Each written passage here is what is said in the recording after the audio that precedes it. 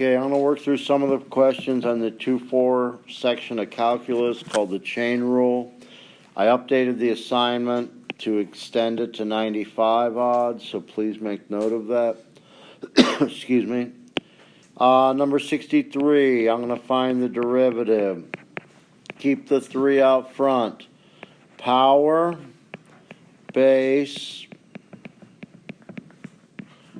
1 less power times the derivative of the base. Well, the derivative of secant is secant tangent of the same angle times the derivative of the angle, which is a pi.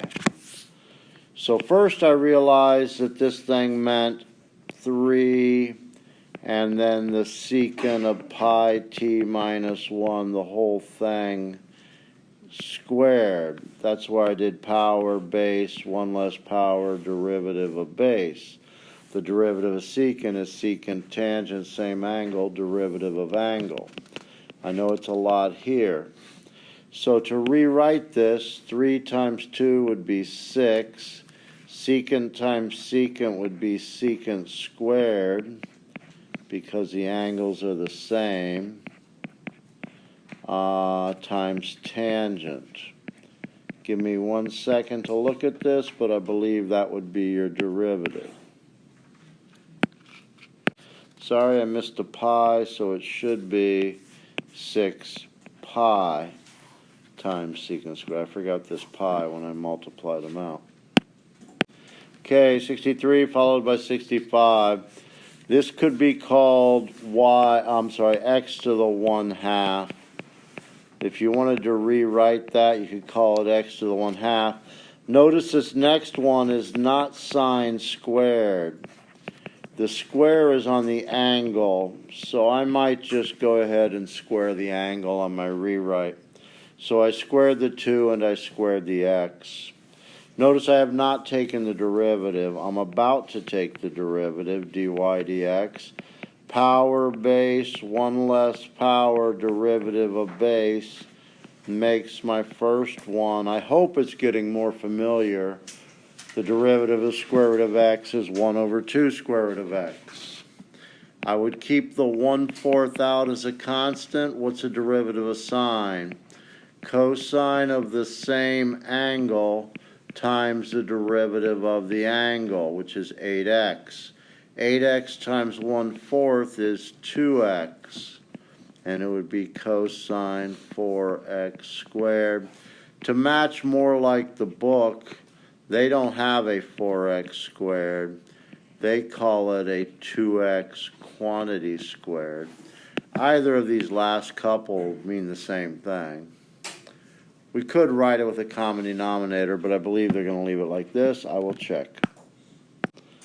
Okay, 67 is the sine of an angle. Well, sine of something, so what's the derivative of sine of u? Well, its derivative is cosine of the same angle times the derivative of the angle.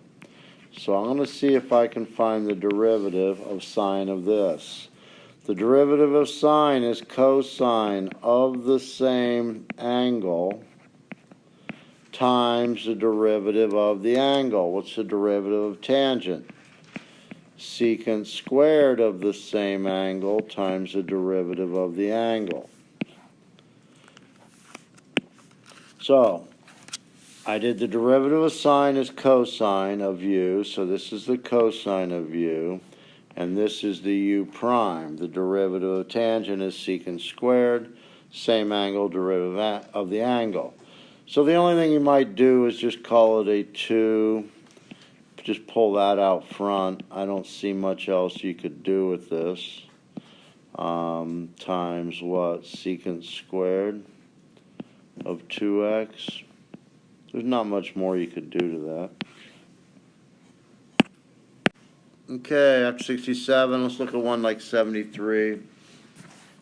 I have g of t, it's a quantity to the third. So I might do power times base to the 1 less power times the derivative of the base. Well, I'm going to do the derivative of this first. The derivative of that is e to the same power times the derivative of the power. Plus, now I'm going to do the derivative here, which is e to the same power times the derivative of the power. So you get 3, let's just go ahead and write it out. E to the negative t plus e to the t quantity squared. And this, I think, would become e to the t minus e to the negative t. And this is the way the textbook's going to represent the answer. In 75, if you know your properties of exponents, you can pull this out front, the power out front, and the natural log of e is simply 1. E to what power is e? So this is a disguised form of x squared, and its derivative would just be 2x. Now let's see if we could do it another way, with if I did not recognize that. If I thought of this as a natural log of u, its derivative would be 1 over u times u prime. So 1 over, what would u equal? E to the x squared times u prime, which the derivative of e to a power is e to the same power times the derivative of the power. I think these might cancel and I'd get the same answer, right? But it's better if you know your properties. When we hit logarithmic differentiation, it becomes essential that you know your log properties. Okay, on to 77. I might rewrite this. I could do a quotient rule, but I don't think I want to, so I'm going to rewrite it like this. I'm sorry, not to the negative 2. What would it be? I think that just being on bottom would be to the negative 1, right? So now let's find its derivative. Keep the 2 out front. Power times the base to the 1 less power, which now is negative 2, times the derivative of the base. Well, the derivative of e to the x is e to the x, same power, derivative of power, and derivative of e to the negative x is e to the same power times the derivative of the power. So, what I see is I have a negative 2 e to the x plus e to the negative x, that's to the negative 2. This is e to the x minus e to the negative x. So I would have e to the x minus e to the negative x, and I could put this whole thing on the bottom and call it to the positive 2. Or maybe if you distributed your negative, you know that it would simply reverse the subtraction here. So I had to reverse my subtraction. And either of these are acceptable answers. They're both equivalent. It's just expressed in a different way. Textbook has this first one as the answer, but they're equivalent. Now on this one, I could do a product rule, another product rule, or maybe we could be wise about this and factor out an e to the x. And now I think I only have to do one product rule, right? I think it would be easier if you factored it out. Now you only have one product rule. As opposed to here and here, you'd have two product rules. Anyway, bring down the e to the x. What's the derivative of the second part? Well, it'd be 2x minus 2. Plus, bring the trinomial down. So now I'm going to bring down x squared minus 2x plus 2. And it's going to be times the derivative of e to the x, which is e to the same power, derivative of the power. Derivative of e to the x is e to the x. If I factored the e to the x out, would I have 2x minus 2 plus x squared minus 2x plus 2? In other words, if I take these out, that's what would remain, right? So, let's just clean this up. I think this would be x squared. I think the 2x and negative 2x would cancel. Those would cancel. So your derivative is just going to be e to the x times x squared. Okay, we did 79, and I checked the answer. It's good. We're going to look at 81. This is another product rule. We haven't done much with natural log, so I want to do a couple of these. This is a product, so I do a product rule. I'll bring down e to the negative x. The derivative of natural log of u is 1 over u times u prime. So basically, the derivative of natural log of x is just 1 over x. Plus the other way around, I bring the natural log down. And what's the derivative of e to a power? Well, it'd be e to the same power times the derivative of the power. So I think I would rewrite it this way with the negative as a minus. At this point, I think I might factor out e to the negative x. That would give me 1 over x minus natural log of x.